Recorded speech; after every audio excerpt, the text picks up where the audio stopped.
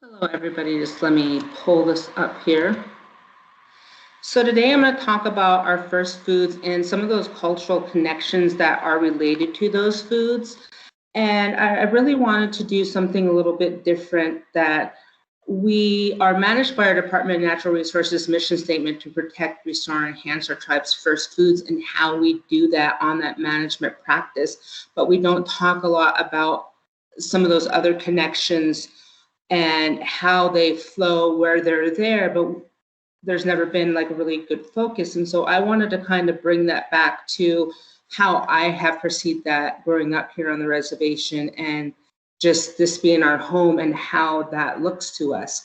When we talk about first foods, they are the center of culture, our health and well-being, and how we perceive that in a daily basis within our life. Our Longhouse and our cultural teachings are embedded within every household. It is our culture. It ties to our social systems, the connection to land, and those relationships between one another, our families, our youth, the people that walk by us, and how we perceive each other, and how in times like our pandemic, how we have turned around and embraced each other and helped each other in hard times. That's why it makes our community so unique.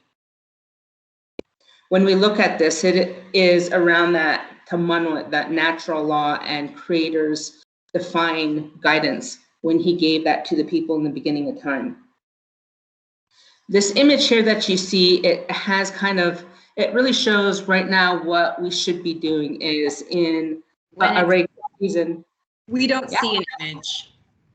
Oh, you can't see my slides? Would you like me to share your slides? No, we are not able to see them. Yeah, let's go ahead and do that, because let me pull those up. I got it right here. Okay, well, I'm glad that I sent that to you. Sorry about that. Let me get out of this. You're good to go now. We're on your first slide. Okay, I'm just trying to cancel out what I'm looking at. Okay. Isn't technology? Okay, go ahead and go to the next slide. So this image right here shows our Longhouse, and it's the center of our community and within, and what a lot of us follow or we come back to. And during this time, it is our first food season, and we would be going out and getting ready to prepare and watching the foods and go and harvest. And you see our young youth being taught and waiting to be able to do what they need to do to provide for those foods and to bring them forward, to create that reciprocal promise we created at the beginning of time. And then up in the corner, there's me standing with my daughter, where you pass that cultural teaching down to your youth. And this was her first digging. And I thought that was really important to kind of show that we're working to pass that down the best that we know how. And sometimes we get really busy, and when we become busy, we get erratic, and we don't always aren't always able to practice that culture in that way. And for Native American people, I found that that is something that is hard for us. As a young adult, I was pretty lost in my life after the loss, loss of my dad and my grandma and the real core family people within my family. And by going to the Longhouse and being brought on by my grandmother's great nieces, Atwai, Smitty, Lucy, Atwai, Inez, they really became my teachers, and this religion and this teaching way of life is what had saved me. And so I've always hold it really dear in our lives, and it has the ability to pull us up from a place when we become stray or become lost, and bringing us back to the land, and that connection of how that vibration comes to us and has been passed down within our DNA structures. Next. And so the work that Department of Natural Resource is doing is by providing traditional community, cultural continuity, preservation, and outreach and education. We are working to bring our tribal excursions and to bring knowledge back to tribal members that either don't have the ability to go out by themselves, or they need teachers or access, or people that just need that sense of family and to come together as a tribal community. And within that, there's healing. We work to really go over our mission, the way we're managing these resources and restoring for the sustainability related to their treaty rights and how that applies to them and how they're stakeholders within that. To identify and locate our first foods resources in areas that maybe we don't know they're there, or they're threatened in areas, or we haven't been able to find them for a long time. So it is our drive to go out to try to find those resources and to provide those gathering sites and access to areas where maybe a root source or a food source is that don't grow anywhere else. And so we're working on those type of things and working to identify how do we go out and do that? How do we show them how to process and to be able to bring back culture and knowledge that might not be easy for some of our tribal members to get, and looking at those treaty rights and how that relates directly to those foods, and to make sure that our tribal members, when they're going out and practicing them, they're doing them in a way that they're not going to threaten their ability or for them to lose treaty rights because they just haven't been taught to read a map right or to look into certain areas. They might be told that, but they might not always follow. So to just help get more education out related to our treaty rights and helping our tribal membership.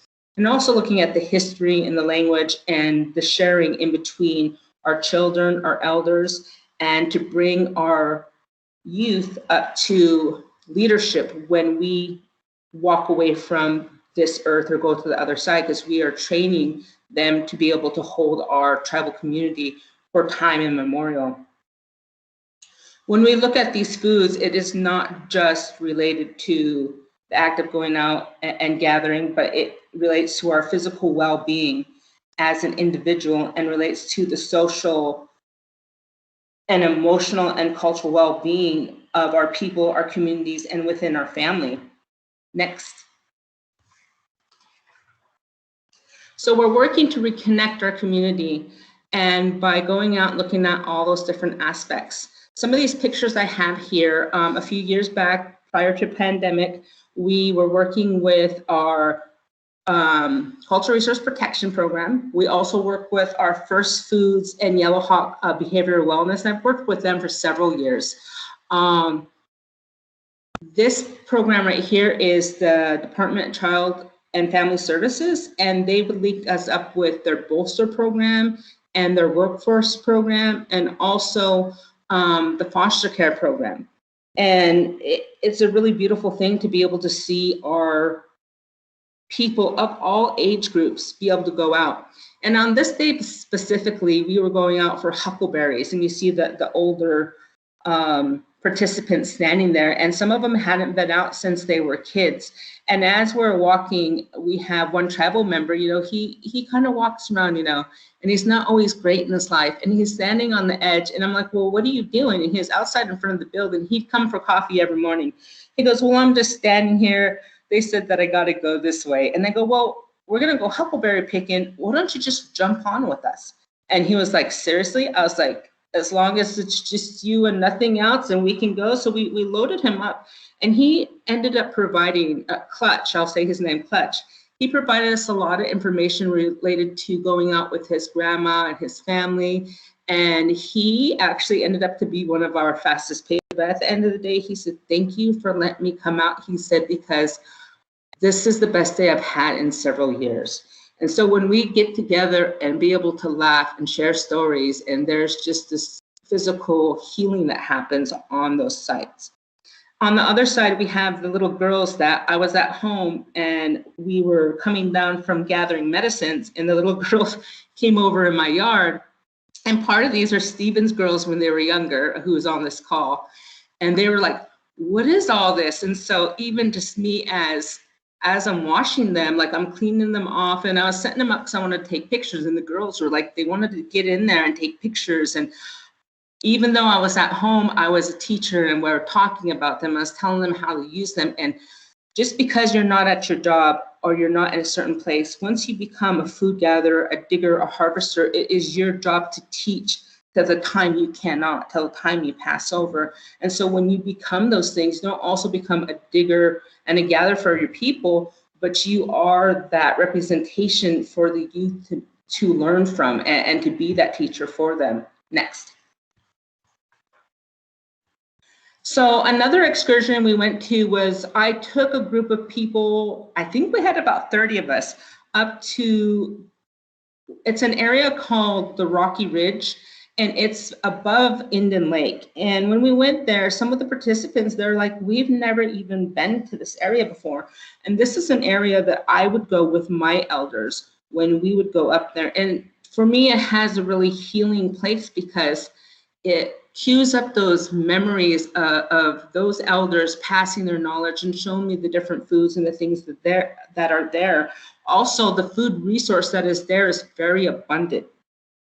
But what I had noticed is, because it has become hotter and we haven't had a lot of people go out and dig there, you do see there is a lot more of what is called our the bad sister, the one that's more like weed. It also is kind of could be used for a medicine, but you do see changes along the land where the roots are, they go down a lot quicker. The land is really dry, and when there's not a lot of moisture, that dirt becomes hard like a rock, and so it's hard to dig there.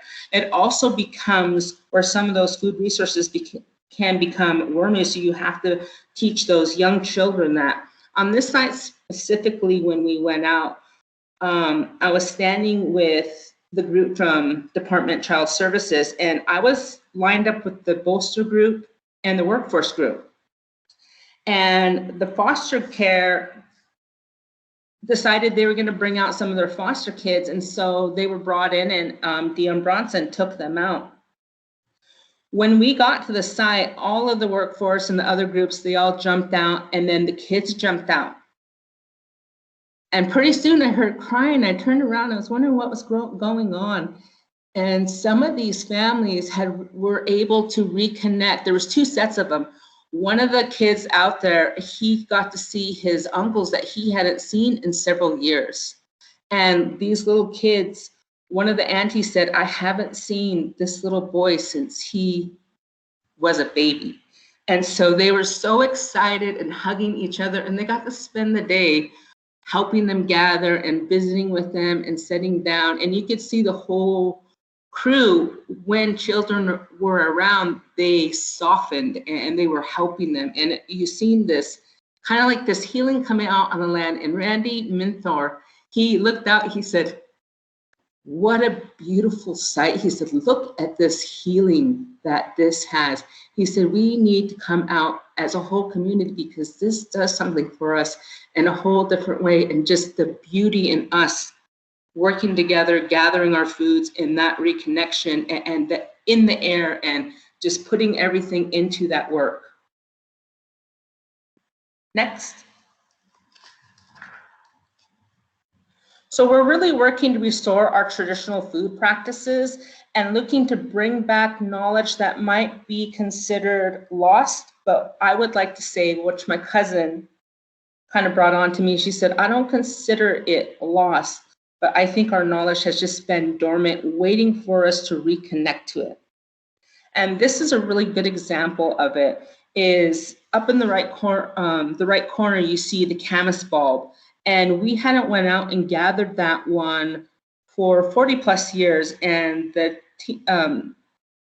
ground oven hadn't been dug specifically for that one. We had done ground oven, me and Thomas and his mother, and we had done it a few times, one time at the lake and sometimes behind Temuslik, but not often. It's only, it was only done so many times. And so as we were digging out that pit and preparing it and putting everything in, we stopped and looked around and we're like, wow, when we used to do the ground oven for these roots prior, we had elders. We realized that we had stepped up to the place where Thomason had become the elder knowledge holders and knowledge keepers of that practice.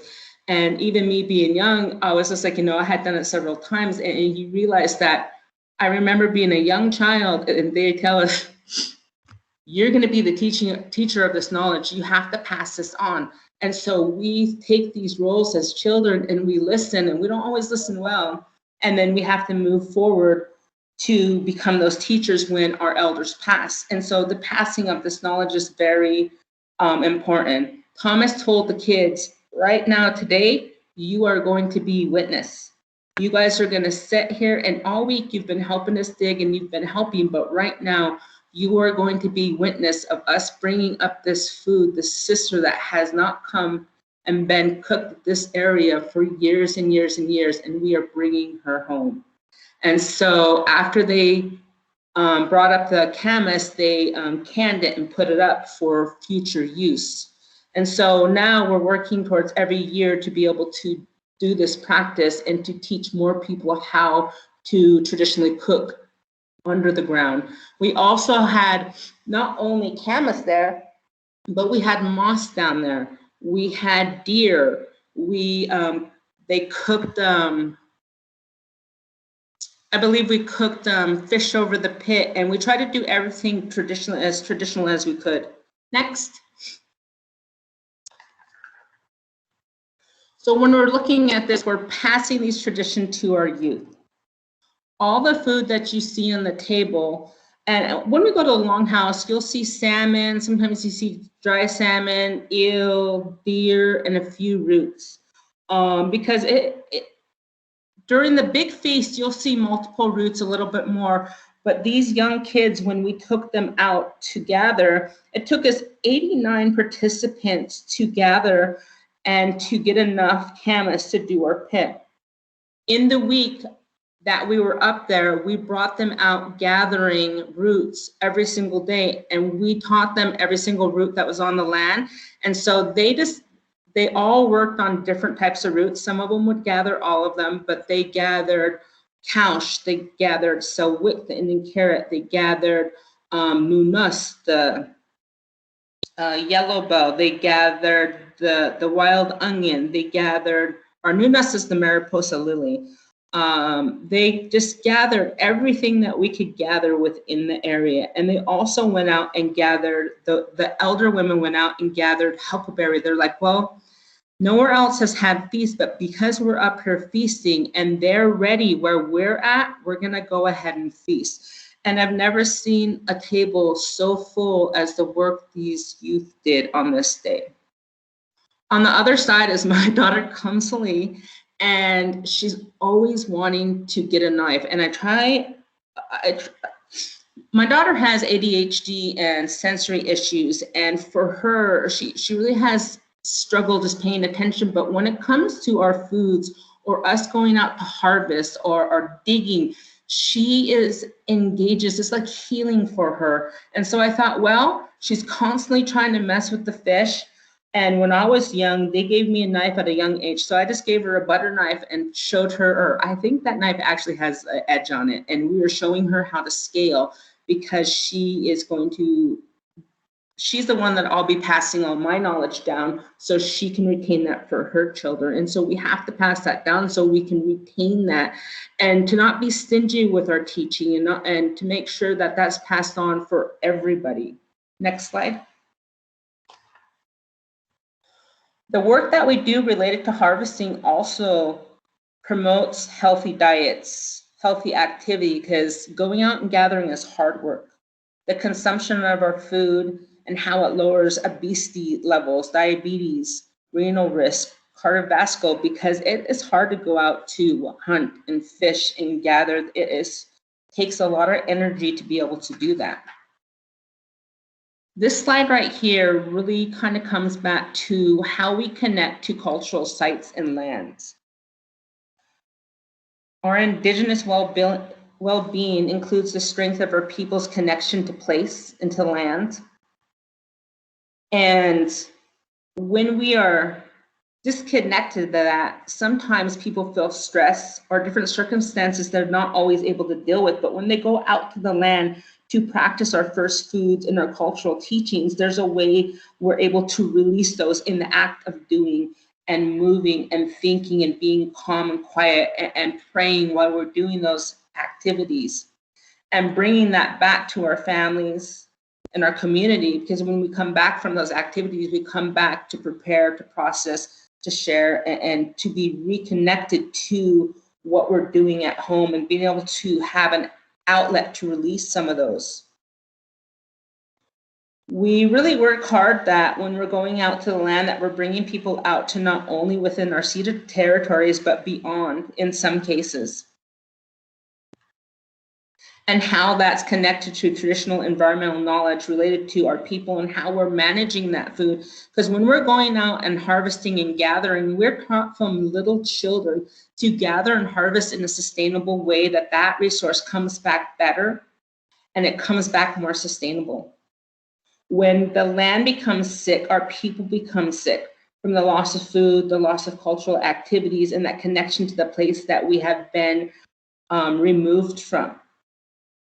In this area right here, this area is kind of important to me. When I was a young child, we would drive down the gorge, and my grandma, Margaret Elk, when I was a young kid, she was in her 80s. She didn't have her kids until she was like about 45, so she was an older Catholic grandma. And we didn't have her very long in our lives because she did have diabetes, and she did have, she eventually went from a stroke. And she would talk about the walk on the river. And I always said, I wish I could remember what she said about those watchers, because I was so young. Well, my partner that I'm currently with, he is a fisherman along the Columbia River, and they fish out of LePage. And the one thing that he does well is he knows that river really well, because he's been on it since he was a kid, and he's a Warm Spring tribal member. But every time we go down to the Columbia, as you're going down to the Columbia and you leave Boardman and you're getting ready to drop down on the Columbia, you're just coming over the hedge and you're dropping down, the first thing you see is that river. If you look right, you'll see these two watchers of the river. These are the protectors of the river, the protectors of that first site that come around that corner. And we have protectors all along the river, and each protector protects something different, or they have a story related to the reason why they're looking over or looking upon different places along the river. There's several of them, and I'm working on taking more images so I know more about them, but this is that story. When you're removed from that place, you don't get to hear those stories, but our fishermen that are along the river, that's the reason why they're so important, because their way of life is related to that river. We need people who only are fishermen, who only are hunters, who go out and do those things, because they are the knowledge keepers of that, to be able to bring that knowledge back to help with saneness. Because the things that they go out and do and they're able to bring back to us is precious. These things are not written down anywhere, so we have to make sure we're able to retain them in our cultural resources, our Department of Natural Resources, to learn them and to bring that teaching back to our community. Next. So one of the really exciting things, and in the last few years, we started really looking at food sources that weren't on our tribal longhouse table. And we'd go out, and we always went out for the same ones. And the ones that we don't see as much is because they're further, some of the knowledge has been lost, or it just hasn't been gathered because we were removed from those places, or those resources were eradicated. This image up here where the roots are, it shows camas on one side and it shows Wapto, the Indian potato, on the other side. It's only been about a year, or not this last year, but the year before, when we had found it. We went over to the mouth of the Yakima with Tara, Linda, the group that's on the bottom, and we heard it was over there. So we're like, well, let's go find it. And we brought buckets and stuff so we could see if we could dig it. So when we went over there, and it's the same year we revitalized camas back in our camas pit at the lake, we had to learn how to dig the resource. We first started off in the mud, we got stuck, It is really hard work to gather it. It's cold, it's in the fall time.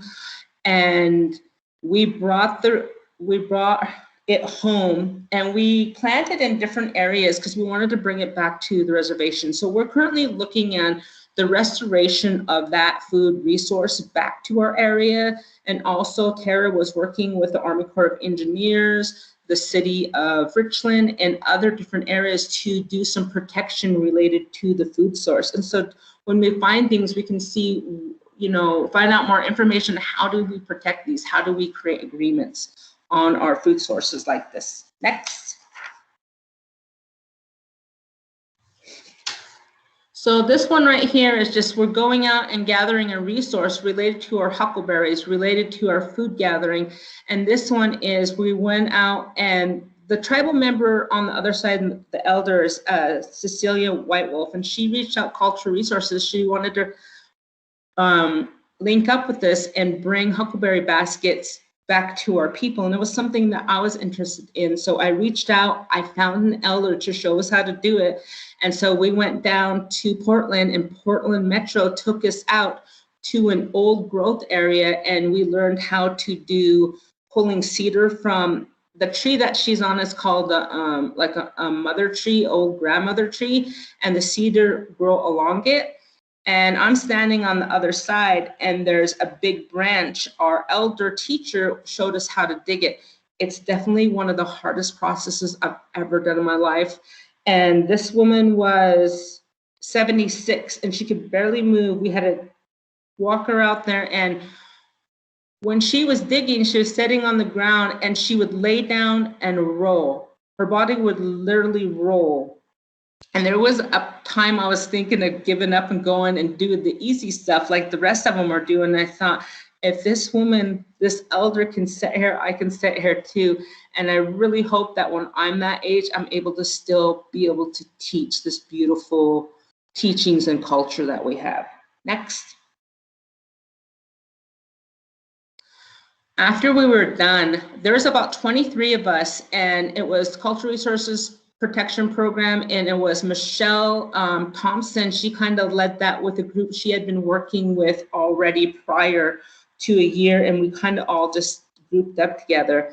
Well, we took 22 tribal members down, and after we were done gathering, we stopped on the Sandy River at the mouth of Trotdale, right around where Trotdale is, and we were cleaning our cedar there.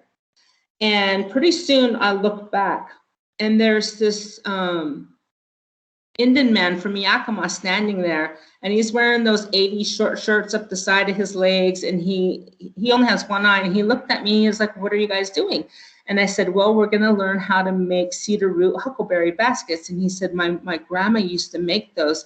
He said, "Has anybody sang for you guys today?" And he was just on a drive with his partner and seeing all these Indians carrying stuff, and so he got curious and came up. And so as we were sitting there cleaning that, he started singing a washout song, and he prayed for us and prayed for a safe return. So when you start bringing back a practice to an area, I was wondering, I wonder how long it has been since this river has heard these songs and had our people washing their roots in this area, and just the amount of pride you feel when you're bringing something back and you're knowing that you're going to be able to revitalize something that hasn't been done on a reservation for a long time. Next.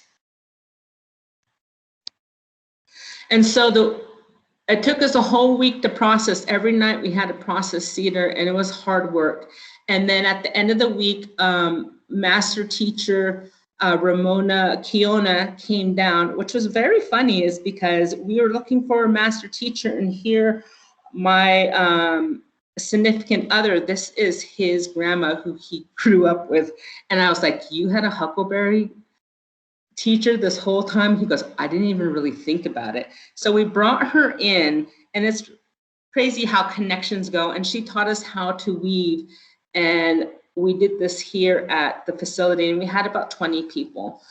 This summer, if things would have went right, we would have been able to go out and gather the bear grass. But because of not only the the pandemic in our 75-mile radius, when the smoke came in, it kind of shut all that down too, because of those health effects if you were out in that smoke. Next slide.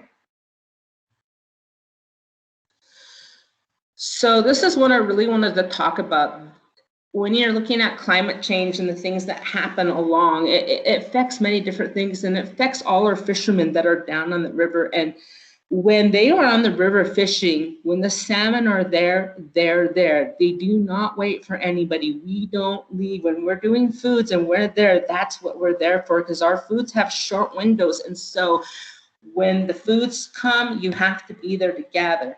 And so this is an image of the smoke plume going through the Columbia Gorge. We have fishermen on that river.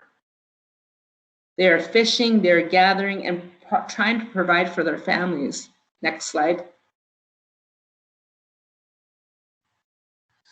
This is kind of an image, there's people that were gaffing, some of them gaff, some of them dip net.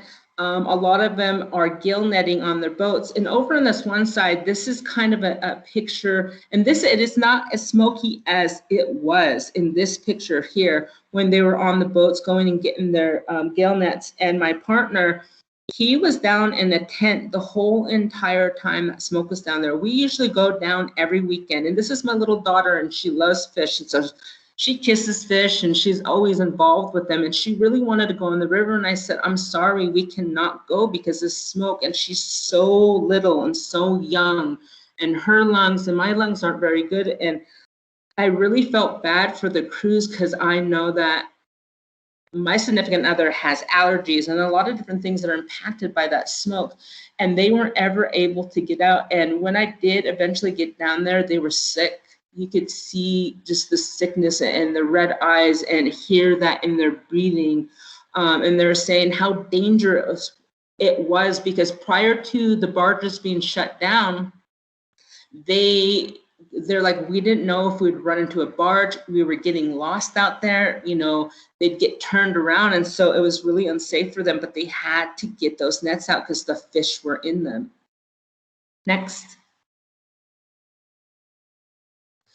So another one is just like our elk. Before, I remember it snowing heavy when I was young, and the elk would stay up in the higher areas like a Rattlesnake Canyon, up towards Cayuse. They would stay in different areas. But now that times are changing, you see that they're starting to come down in different times when they're coming down on the flats. And so that's kind of the area that shows the flats over there. And it shows them coming down low. And when they come down low like that, they get pushed around. We've had people shoot into the herds, chase them around, and they get hurt when they come down low. So for the change of the climate, how that affects our wildlife and our animals, and affects them all in different ways. Next. Even though we are affected by pandemic, we're affected by smoke, we're affected by these things, we're resilient to those changes. And within there, we went out and gathered in times as safely as possible with our First Foods and food system team to be able to gather different foods and medicines that we could still figure out a way to provide our outreach and training to our people. And so this is an example of one of the workshops we did, is the elderberry syrup. Also, because related to COVID, this was one syrup we wanted to show people how they could use that resource to keep healthy and to keep their immune system up, and how we have our own traditional medicines to do that. And so we gathered things so we could be able to provide some of this to our community. And we had a couch soap making. We did elderberry syrup, the choke cherry jam, huckleberry jelly, or huckleberry jam. And last night we did a sapele class where we had extra roots, and we learned how to grind them and put them up as cookies and talked about the health benefits. We're currently having other classes coming up, like we're having a pemmican class next week, and then our next month, and then hopefully later a fish processing, and then more so after that. Next slide. And so when you look at these resources, climate change impacts them. They create higher temperatures. There's other impacts that affect not only the foods, their well-being, increases noxious weeds, but also affects the health of our people.